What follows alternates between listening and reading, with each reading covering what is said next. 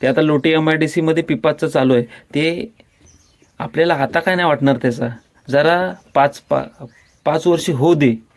जेव्हा मुलं बाळं आपली जेव्हा जन्माला येतील तेव्हा काहीतरी रोग घेऊन येतील ना, कॅन्सर घेऊन येतील.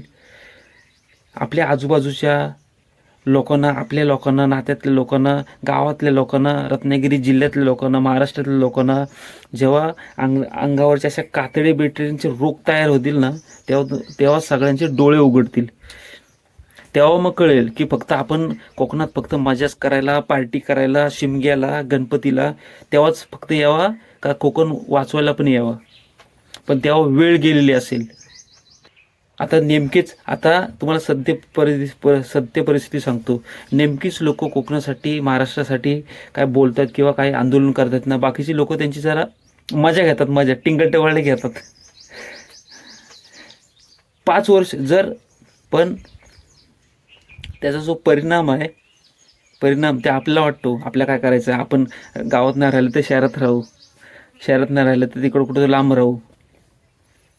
कर्म आहेत ना, कर्म. कर्म कुणाला कधी चुकत नाहीत.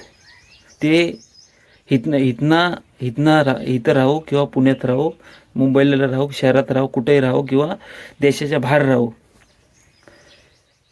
तिथून कर्मातून आपण चुकलो की ते आपल्याला फेडावे लागणारच. मग आपण कुठल्याही जगाच्या कुठल्याही कानाकोपऱ्यात असू. त्यामुळं 5-10 वर्षांना सगळं कळेल आपोआप. त्यामुळं आता जर कंपनी ती बंद झाली तर आपली सगळी पिढी वाचल. आपल्याला पाहिजे तशी कोकणात मजा करता येईल आयुष्यभर.